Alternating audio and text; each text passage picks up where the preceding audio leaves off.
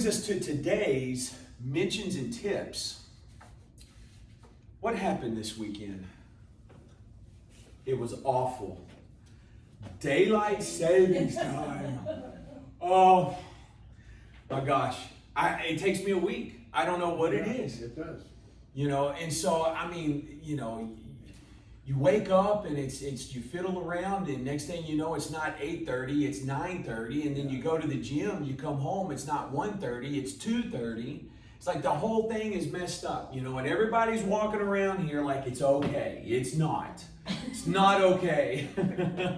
So what I decided to do, I was so annoyed and agitated that I was thinking, I wonder what the effects are on accidents, particularly falls, around daylight savings time.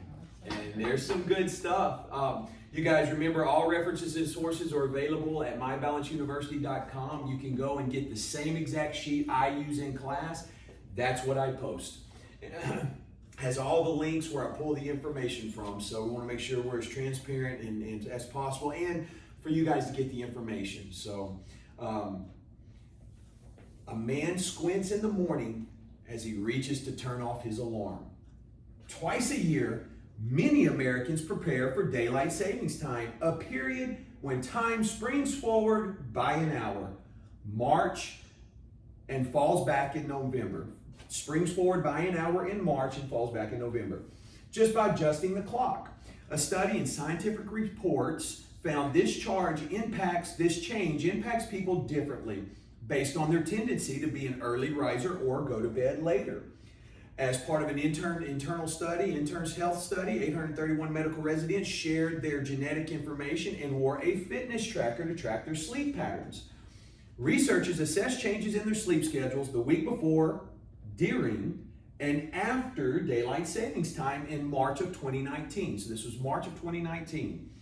They found early risers, based on genetic associations, took a few days to adjust to losing an hour of sleep and gaining daylight. But those wired to stay up later were affected by the time change a week later. They showed signs of jet lag, the feeling of being misaligned when traveling across time zones. That's what jet lag is. The authors note that sleep deprivation has been associated with increased number of car accidents and, wait for it, heart attacks.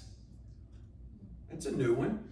For medical residents, this extra loss of sleep could also translate into increased number of medical errors and exaggerate depressive symptoms, especially for those most impacted by the time difference.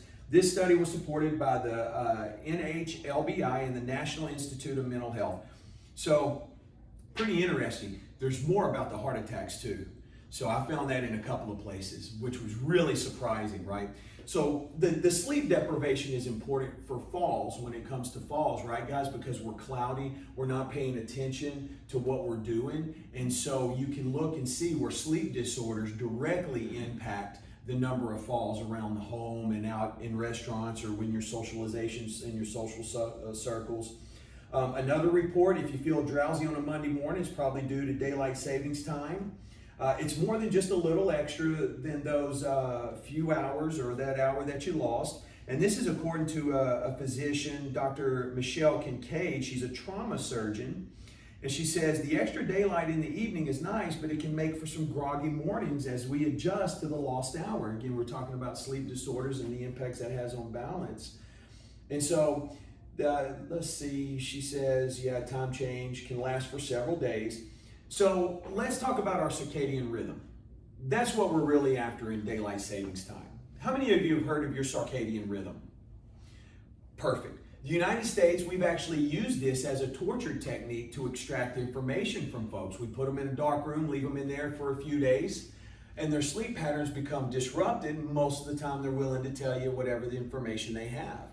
That's how powerful this is.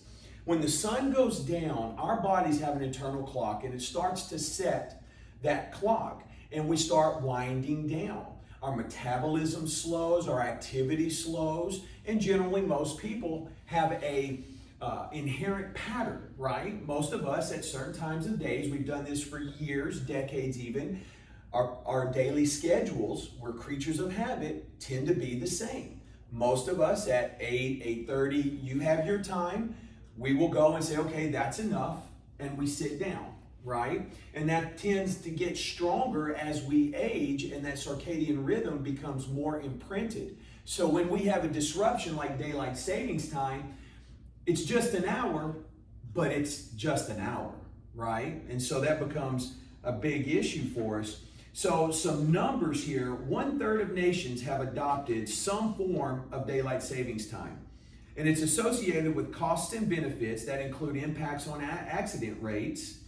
Using data from 12.6 million accident claims, this was in New Zealand during 2015 and 2016, they were able to set up this study. The start of daylight savings time associated with significantly higher rates of road accidents. So the first day after daylight savings time, there were 16% more accidents. The second day, 12%. And so it goes on and it talks about the evidence that accident rates for falls and homes in the community increased prior to the start of daylight savings time. And so they didn't give us a lot of numbers, and they said work accidents showed a limited impact, but they exhibit a significant change over the course of a week.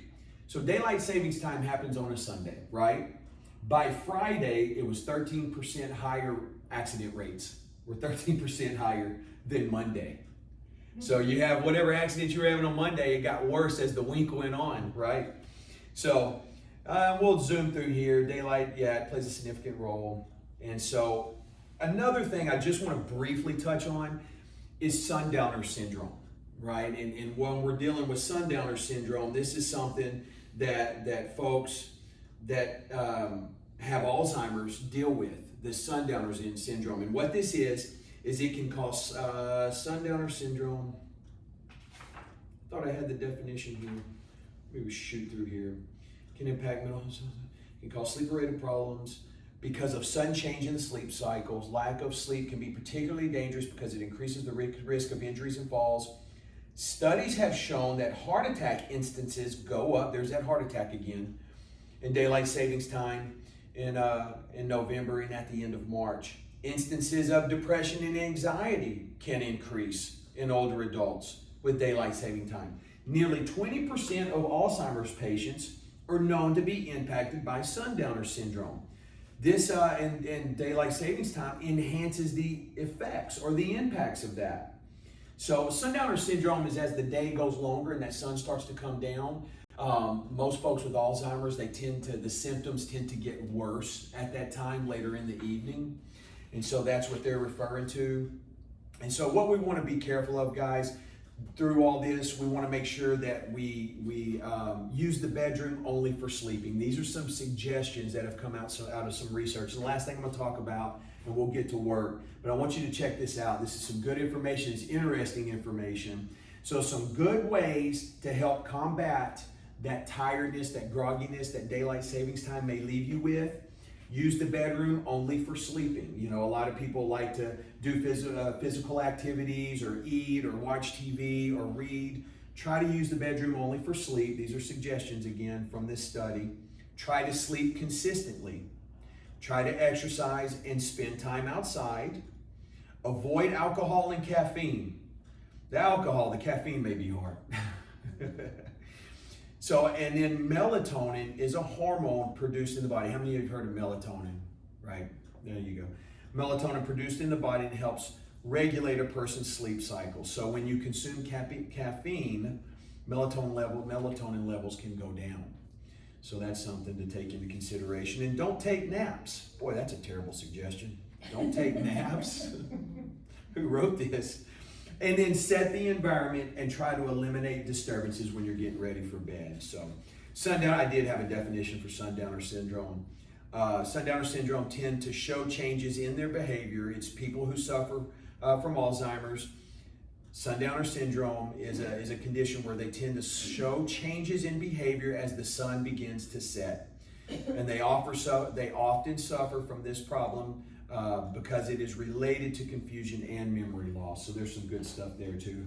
And I believe that's all I wanted to mention in class. But as I was annoyed, yeah, all this stuff, you guys can check that out. All this stuff, I was so annoyed with daylight savings time. I told my wife, I said, she helps me with my topics. I said, nope, we're talking about daylight savings time because I know it's bad for us. And I'm